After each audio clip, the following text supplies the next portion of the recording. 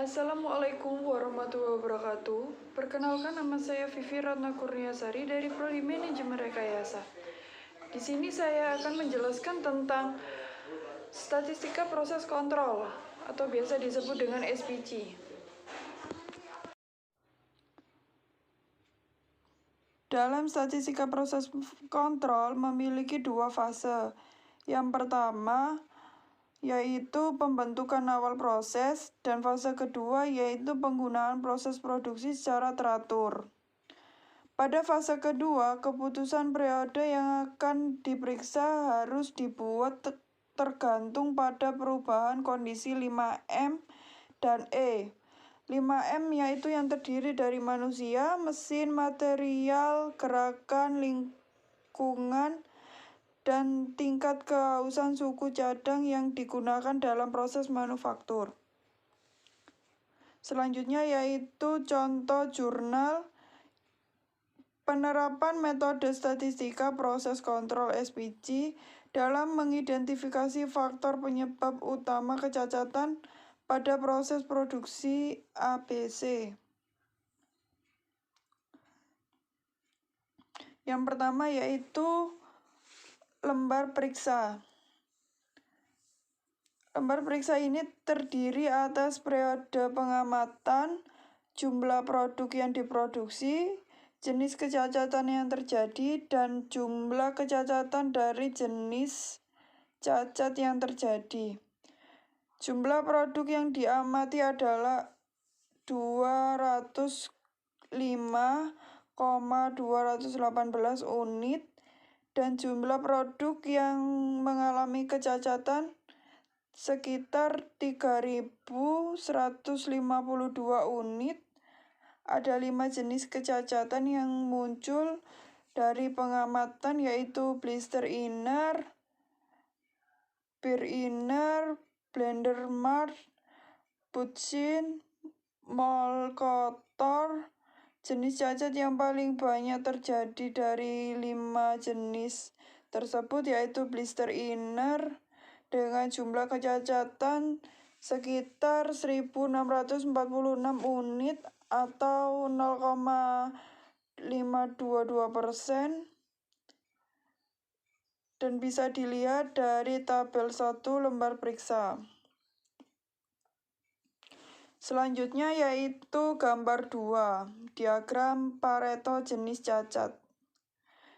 Diagram Pareto dari jenis kecacatan yang terjadi pada produk ABC dapat dilihat pada gambar 2. Berdasarkan gambar 2, jumlah blister inner yaitu sekitar 1.646 unit dengan persentase sebesar 52,2% dari persentase kumulatif sebesar 52,2%. Jumlah per inner yaitu sekitar 513 unit dengan persentase sebesar 16,3%, dan persentase kumulatif sebesar 68,5%. Selanjutnya yaitu jumlah butsider yaitu sekitar 421 unit dengan persentase sebesar 13,24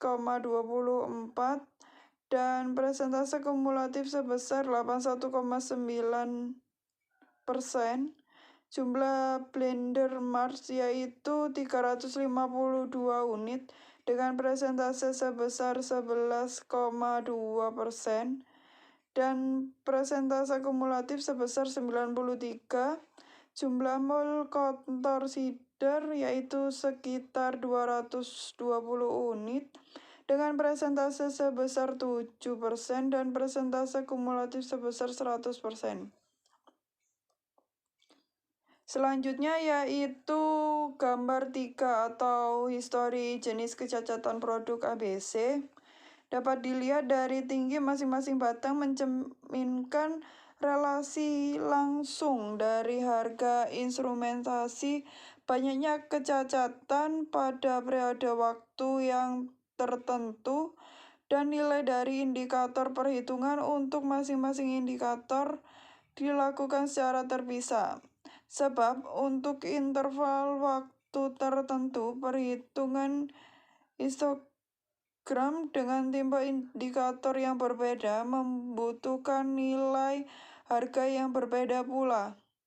Pada histogram di gambar 3 menunjukkan bahwa jumlah cacat tertinggi, yaitu jenis cacat blister inner, dan jenis cacat terendah yaitu mole contorcida, dapat dilihat dari histogram tersebut.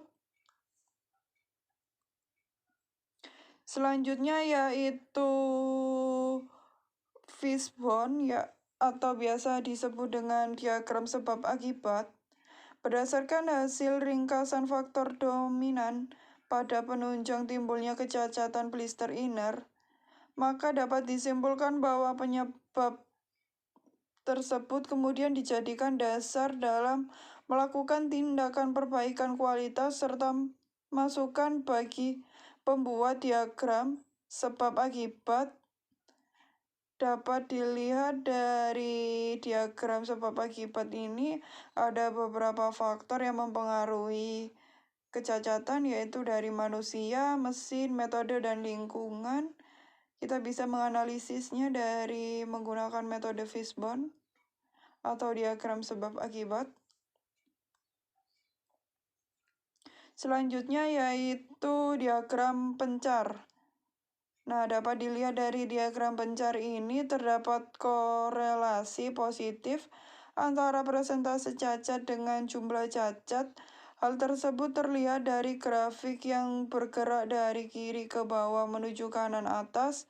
Diagram pencar tersebut menyatakan adanya pengaruh jumlah produksi terhadap jumlah kecacatan, maka semakin banyak jumlah produksi, maka semakin meningkat jumlah kecacatan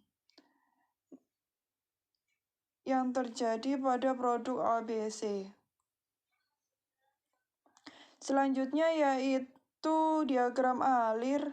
Pada permasalahan ini, diagram alir dapat mempermudah dalam menganalisis proses dan mendokumentasikan proses sebagai standar pedoman produk dalam rangka mengurangi tingkat kecacatan suatu produk yang telah diproduksi. Diagram alir ini dimulai dari gudang, bahan baku, kemudian proses produksi, sampai dengan barang jadi disimpan di gudang. Dapat dilihat dari diagram alir.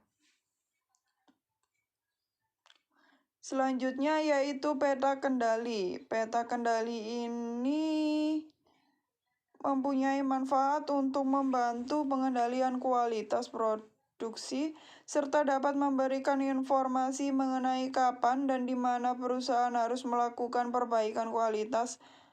Peta kendali P berfungsi untuk mengendalikan jumlah item yang tidak memenuhi syarat spesifikasi kualitas yang dihasilkan dalam suatu proses produksi. Berdasarkan hasil perhitungan yang telah dilakukan, diketahui bahwa batas atas cacat sebesar 0,0006597 dan nilai batas bawahnya sebesar 0,0003610 dapat dilihat dari gambar 7. Selanjutnya yaitu kesimpulan dan saran. Kesimpulan dari penelitian ini yaitu hasil identifikasi menggunakan metode SPC, kecacatan pada produk ABC yang paling sering terjadi yaitu blister inner dengan faktor-faktor penyebab kecacatan pada produk ABC. Yang pertama yaitu faktor metode, yang kedua faktor mesin, yang ketiga faktor lingkungan, dan yang keempat adalah faktor manusia. Sedangkan saran dari penelitian ini yaitu penelitian dilanjutkan dengan menambahkan jumlah data masa lalu yang digunakan untuk identifikasi kualitas suatu produk dan dapat menggunakan metode lain dalam mengendalikan kualitas hasil produk. Nah, begitu saja penjelasan dari saya. Kurang lebihnya mohon maaf. Wassalamualaikum warahmatullahi wabarakatuh.